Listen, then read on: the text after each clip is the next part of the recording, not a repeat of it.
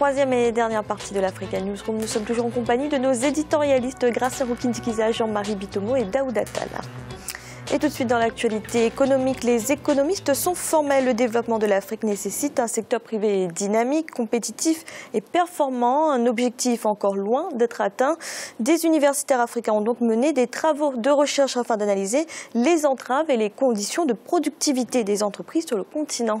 Un reportage de notre correspondant en Côte d'Ivoire, Olivier Conan. Les petites et moyennes entreprises représentent 98% des sociétés recensées en Côte d'Ivoire, 18% du produit intérieur brut et 20% de l'emploi formel. Malgré leur importance, les PME rencontrent des difficultés dans leur évolution. Elles ont du mal à accéder au crédit pour développer les activités, une situation commune à la plupart des pays africains. Pour être performantes, les entreprises doivent adopter les mécanismes innovants de gestion, notamment en matière de recrutement du personnel. À ce niveau, ce qui est déterminant, ce sont les capacités et l'expérience du manager, que l'entreprise soit familiale ou non familiale. Quel que soit le type d'entreprise, il faut certainement renforcer les capacités du manager en système de gestion. Maintenant, quant à l'utilisation de la main-d'œuvre familiale, on s'est rendu compte que cette main-d'œuvre familiale peut avoir un effet négatif si on ne lui applique pas les systèmes innovants de gestion. Donc, on peut recruter son petit frère, son neveu, pourvu que ses compétences coïncident avec le poste à pourvoir et pourvu qu'on lui applique les modes de gestion en termes de rigueur, de discipline et de motivation et d'efficacité qu'il doit apporter à l'entreprise. Quand tout cela est fait, cette main-d'œuvre familiale peut contribuer positivement à la performance des entreprises. Pour améliorer leur performance, les entreprises doivent respecter les manuels de procédure et procéder aux investissements nécessaires pour avoir un avantage sur la concurrence. Les managers doivent également tenir compte de l'environnement dans lequel évoluent leurs entreprises. L'image de marque de l'entreprise, comment l'entreprise est vue de l'extérieur par les autres personnes, par les autres entreprises, par les consommateurs, comment est-ce que l'employé vit en dehors de l'entreprise, ce sont des éléments qui ont montré que les managers qui peuvent prendre ces éléments en compte ont la capacité d'améliorer considérablement leur accès au crédit, leur capacité d'innovation, leur chiffre d'affaires et leur productivité. En Côte d'Ivoire, la plupart des entreprises meurent avant un an. Les PME représentent 80% du tissu économique. Leur survie constitue donc un élément clé de la croissance économique du pays qui veut être émergent à l'horizon 2020. Daouda, d'après vous, quelles sont les principales entraves au développement de ces PME en Afrique? Elles sont nombreuses, les entraves, Fanny. Il y a l'accompagnement, la formation, le financement, les garanties, la compétitivité. Voilà, c'est un ensemble de choses. La liste est longue. Mais pour faire face à ça, mais moi, ce que je pense de toute façon, je suis convaincu que l'Afrique ne peut pas se développer sans un tissu de petites et moyennes entreprises florissantes. Tous les pays qui se sont développés, c'est grâce aux PME, même en Europe. Donc je pense que l'État doit, au niveau des pays africains, les États doivent quand même accompagner cette dynamique. Bon, il y a des choses qui se font dans un certain nombre de pays en termes d'accompagnement. Il faut aussi que les banques jouent le jeu. Le microcrédit a quelque part un peu déçu à cause des taux exorbitants qu'il applique. Donc il y a beaucoup de choses, les garanties, parfois un jeune a un projet mais n'a pas la garantie ou alors n'a pas forcément la compétence sectorielle. Donc ça se fait à travers des agences d'accompagnement, à travers des fonds de garantie publics, à travers la compétitivité, la promotion du produit local sur le plan local et aussi à l'international. C'est un certain nombre de mesures comme ça, à mon avis, qu'il faut prendre. Gracia, on a vu dans le reportage l'exemple de la Côte d'Ivoire où la plupart des entreprises ne passent pas le cap de la première année d'activité. Qu'est-ce que cela signifie? Qu'elles sont mal gérées ou qu'elles sont mal accompagnées? Non. Au niveau des entreprises, les problèmes principaux qui arrivent, c'est surtout au niveau de la gestion. Il y a ce qu'on appelle le coût de revient de la production. Si moi je produis un ordinateur, déjà à la production, il est cher parce que j'ai payé. Il faut savoir que beaucoup de chefs d'entreprise en Afrique ou des cadres, ils démarrent l'entreprise. Déjà, il y a des Mercedes, il y a des hôtels, il y a beaucoup de dépenses, ce qu'on appelle dans le droit français les dépenses somptueuses dans le droit fiscal. Donc, c'est vraiment des choses exagérées. C'est-à-dire, ça va alourdir la production. Et quand on va vendre sur le marché, c'est déjà cher. Il y a aussi le marketing. Il faut reconnaître qu'en Afrique, en fait, aujourd'hui, les PME se développent dans une situation, dans une conjoncture de concurrence assez énorme, alors qu'en Europe, Quand les PME se sont développées, c'était une situation après-guerre. Juste, il fallait se développer et c'était protégé. Même les autres pays comme l'Asie, les autres, il y avait un secteur assez protégé. Mais l'Afrique doit essayer de se battre alors que les Africains manquent vraiment de moyens, notamment s'imposer une certaine rigueur en disant c'est ma société, je ne dois pas avoir beaucoup, mais je dois produire peu cher et je dois essayer de vendre, de défendre ma marque. Sans cette façon, si vraiment on démarre en disant je suis chef d'entreprise, en essayant de montrer vraiment ses muscles, c'est normal que la deuxième année, on est déjà en faillite. Alors justement, Jean-Marie, dans ce secteur concurrentiel, ce monde concurrentiel, comment est-ce que les PME africaines peuvent tirer leur épingle du jeu ? Les PME africaines ne peuvent tirer leur épingle du jeu qu'à condition qu'on mette en place des critères de qualité. Les critères de qualité, c'est quoi? La PME, c'est l'outil de développement, comme je dis, de toutes les économies au monde. Avant qu'une entreprise devienne une multinationale, elle fut d'abord une PME avant. Donc, il y a un problème de formation, c'est-à-dire plus ou moins, Daouda vient d'énumérer les principales contraintes. Donc aujourd'hui, la PME en Afrique souffre de quoi? Souffre de la qualité des dirigeants et du projet même qui est porté. Parce que si on reste dans le raisonnement purement, si vous voulez, au niveau de la constitution de l'entreprise vis-à-vis de son capital, que fait le banquier? Le banquier regarde le projet que porte le chef d'entreprise. Ce projet-là est-il viable à long terme? Parce que le banquier, ce qui intéresse au banquier, c'est le long terme. Alors que pour nous, dans la psychologie des affaires des Africains, on privilégie beaucoup plus le court terme. Ce qui fait qu'on tombe dans les dérives comme celle que Gracien vient de décrire là tout à l'heure. Ça veut dire que dès qu'on a le crédit de la banque, on va s'acheter une belle voiture. On oublie quelque part que son projet, quand on pose un business plan sur la table. Le business plan, si vous voulez, a ce qu'on appelle des escaliers qu'il faut monter, si je puis m'exprimer ainsi, pour le développement de l'entreprise. Malheureusement, dans la psychologie, c'est-à-dire des affaires en Afrique, qu'est-ce qu'on se dit? Dès que la banque m'octroie un crédit, qu'est-ce que je fais? D'abord, il faut que je montre que je suis un chef d'entreprise, je vais aller acheter, il me faut à tout prix avoir une voiture, même si elle n'est pas nécessaire. Alors qu'ici, là, dans les pays européens, vous avez des chefs d'entreprise que je vois qui prennent le métro tous les jours. Alors que chez nous, en Afrique, bon, ça, c'est encore, il y a encore ce gap-là, qui sont des chefs d'entreprise et qui prennent les transports en commun. Alors que chez nous, en Afrique, dès l'instant que vous prenez un crédit, le chef d'entreprise oublie que ce crédit-là, il a remboursé. Donc, conclusion, qu'est-ce qu'il fait? Il va se lancer dans les dépenses somptuaires, construire la plus belle maison, rouler dans la plus belle voiture. Mais maintenant, in fine, encore quelques secondes, s'il vous plaît, Fanny, c'est-à-dire il faut maintenant veiller à la qualité des hommes. C'est la qualité des hommes qui est la chose la plus importante. C'est-à-dire la ressource la plus importante pour une entreprise, c'est la qualité des individus. D'où la nécessité de la formation pour que les individus puissent s'en rendre compte que l'outil qu'ils ont en main, c'est-à-dire c'est cet outil-là qui contribue à leur enrichissement personnel. Merci. Dans l'actualité également, focus sur le concept de maison du paysan au Bénin. Un concept créé par le docteur Michel Babadjidé, médecin vétérinaire. Il s'agit d'un cadre d'élevage où plusieurs espèces animales cohabitent. Une réponse pour améliorer l'élevage traditionnel et le porter à un niveau de rentabilité générateur de bénéfices. Un reportage de notre correspondant Lefty Ouno.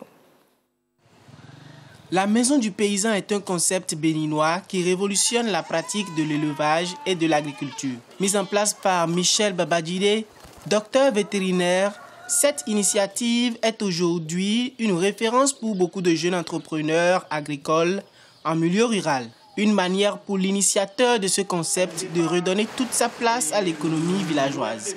La maison du paysan est une alternative pour créer de l'emploi, pour créer des emplois confortables et durables en milieu rural.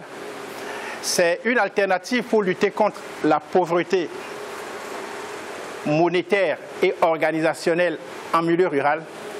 C'est une alternative pour améliorer l'économie villageoise. L'homme que plusieurs fermiers africains et béninois considèrent désormais comme un prodige, a reçu la visite de l'association des anciens ambassadeurs et ministres plénipotentiaires accrédités au Bénin. Pour les membres de cette association, l'expérience de Michel Babadjidé mérite aujourd'hui d'être pérennisée. C'est une maison qui est un exemple.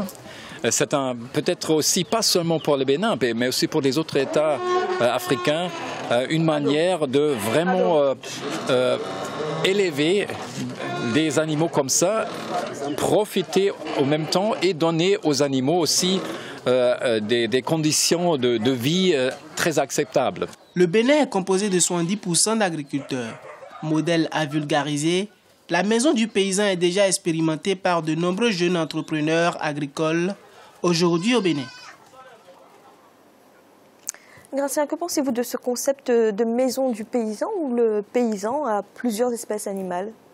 Je pense qu'il faut avoir les moyens, parce que c'est pas un pays, tout paysan ne peut pas s'improviser, disons, avoir une maison de paysan, avoir tant de moyens, parce que je vois, il y a beaucoup d'animaux, donc il faut les acheter, il faut construire les infrastructures. On peut dire que c'est une bonne chose, mais je me demande vraiment au niveau de la gestion de tout ça, si c'est assez aisé pour le propriétaire ou s'il faut avoir beaucoup de main-d'œuvre, quitte à ce que ça va coûter cher, il faut que ça soit rentable. Bon, pour moi, personnellement, je suis issu d'un paysan, mais je pense que je pourrais privilégier vraiment un type, l'élevage de vaches ou de chèvres, ou vaches et chèvres, plutôt que d'avoir tout un ensemble difficile à soigner, à entretenir. C'est mon avis. Jean-Marie Michel Babadjidé estime que la formation des éleveurs doit être adaptée et tenir compte des savoir-faire traditionnels et non pas copier sur ce qui se fait en Europe. Qu'en pensez-vous? Je suis tout à fait d'accord. C'est un reportage que j'avais déjà vu, que j'avais trouvé intéressant, parce que le sujet qu'on est en train de passer ici, là, je pense que c'est Babylas qui avait interrogé ce monsieur-là, qui m'avait d'ailleurs beaucoup intéressé dans sa démarche. En dehors, si vous voulez, de l'aspect financier dont parle Gracien, c'est ça qu'il met en avant, c'est-à-dire l'aspect financier. Mais sur la base, je trouve le projet très très intéressant par rapport à l'Afrique. Il en parlait là aujourd'hui. Ça dépend des environnements. Des environnements, ça voudrait dire quoi? Vous avez certains coins en Afrique où vous avez, je suis comme lui, j'ai un peu grandi à la campagne, donc moi je voyais, si vous voulez, mes grands-parents qui avaient tout ça. Ils avaient des poulets, ils avaient des cochons, ils avaient des chèvres et tout ce qui s'ensuit. Donc c'est un problème environnemental. Mais à ce niveau-là, je pense que ça cadre très très bien, si vous voulez, avec les Africains. Tout simplement pourquoi? Parce que la notion d'autosuffisance alimentaire dont on parlait tout à l'heure, c'est-à-dire dans la même zone, en fonction des contraintes climatiques que vous avez dans chacune des zones, vous avez des espèces, c'est-à-dire qui vont être favorablement élevées dans ces zones-là. Donc ce qui fait que vous couvrez tout le territoire, c'est-à-dire au lieu que vous sortez de la spécialisation. La spécialisation économique ou industrielle, comme vous voulez. La spécialisation, c'est une bonne chose. Ça va contribuer à augmenter la productivité unitaire, si je puis m'exprimer ainsi économiquement parlant. Mais en termes, si vous voulez, de satisfaction des besoins du consommateur, on se situe, si vous voulez, dans un exemple qui est un exemple parfait pour moi, dans la mesure où chaque environnement va développer l'élevage selon les espèces qui sont compatibles à cet environnement-là. Donc, de mon point de vue, c'est un exemple qui est très, très bien à prendre en compte par rapport à l'Afrique parce que ça va éviter les déficits de la spécialisation. Ça veut dire quoi? Ça veut dire que si on fait des poulets au nord, on va pouvoir les transporter du nord pour les amener au sud, ainsi de suite. Alors que ces petites unités-là peuvent favoriser, c'est-à-dire, on a parlé de coopératives là tout à l'heure, en les mettant en coopérative, on arrive à satisfaire les besoins, si vous voulez, d'une région donnée.